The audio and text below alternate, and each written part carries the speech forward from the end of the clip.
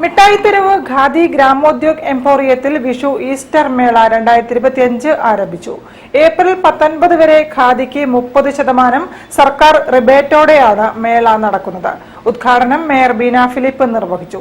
ഖാദി ഉൽപ്പന്നങ്ങളുടെ ആകർഷകമായ കളക്ഷനുകൾ മേളയിൽ ഒരുക്കിയിട്ടുണ്ട്. മിനിസ്റ്റേഴ്സ് ഖാദിയിൽ നിർമ്മിച്ച കൈത്തറി റെഡിമെയ്ഡ് ഷർട്ടുകൾ, മനില ഷർട്ട് പീസുകൾ, ചുരിദാറുകൾ, ചേമഞ്ചേരി കുപ്പടം ധോത്തികൾ, ബെഡ്ഷീറ്റുകൾ, കോട്ടൺ, മസ്ലിൻ, സിൽക്ക്, ജൂട്ട് സാരികൾ, കലംകരി, ബാത്തിക്, ചുങ്കിടി, കോച്ചംവെള്ളി തുണിത്തരങ്ങൾ എന്നിവ മേളയിലുണ്ട്. ഖാദി തുണിത്തരങ്ങൾക്ക് പുറമെ ലെതർ ഉൽപ്പന്നങ്ങൾ, ഫർണിച്ചറുകൾ, കരകൗശല വസ്തുക്കൾ, മൺപാത്രങ്ങൾ, സൗന്ദര്യവർദ്ധക വസ്തുക്കൾ, ഹണി ഹട്ട്, കൂൾബാർ, ബേക്കറി ഉൽപ്പന്നങ്ങൾ, മരച്ചക്കിലാട്ടിയ എള്ളെണ്ണ, പരിശുദ്ധമായ തേൻ തുടങ്ങി ആയിരക്കണക്കിന് ഗ്രാമ വ്യവസായ ഉൽപ്പന്നങ്ങളും മേളയിലൂടെ ഉപഭോക്താക്കൾക്ക് ലഭിക്കും. സർക്കാർ, അർദ്ധ സർക്കാർ, പൊതുമേഖലാ ബാങ്ക് ജീവനക്കാർക്ക് പലിശരഹിത തവണ വ്യവസ്ഥകളിലൂടെ ഖാദി ഉൽപ്പന്നങ്ങൾ സ്വന്തമാക്കുന്നതിനുള്ള സൗകര്യവും ഒരുക്കിയിട്ടുണ്ട്.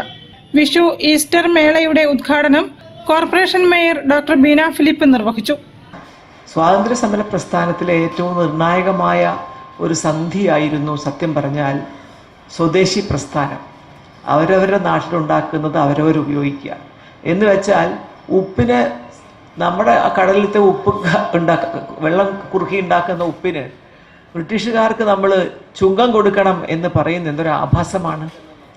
അവിടെ നിന്ന് ആരംഭിച്ചതാണ് എന്തു വന്നാലും നമുക്ക് നമ്മൾ ഭരിച്ചാൽ മതി. നമ്മുടെ ഭരണം ഒരു പക്ഷേ അല്പം മോശമായേക്കാം, പക്ഷേ ഞങ്ങൾക്ക് ഞങ്ങൾ ഭരിച്ചാൽ മതി എന്ന് പറയുന്ന ഉറച്ച തീരുമാനത്തോടെ മഹാത്മാഗാന്ധിയും ശിഷ്യരും ഒക്കെ ചേർന്ന് സ്വദേശി പ്രസ്ഥാനം ആരംഭിക്കുകയും വിദേശ വസ്ത്രങ്ങൾ പരസ്യമായി കത്തിച്ചുകൊണ്ട് ഖാദി ഉപയോഗിക്കാൻ തുടങ്ങുകയും ചെയ്തത്. കൗൺസിലർ എസ്.കെ. അബൂബക്കർ അധ്യക്ഷനായിരുന്നു.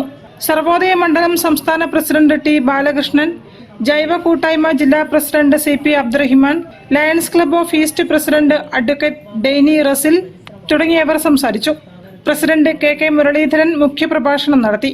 Sarvodaya Sangham secretary Shyamprasad M. K, head office manager GM Sijith തുടങ്ങിയവർ നേതൃത്വം നൽകി. News bureau, Kozhikode.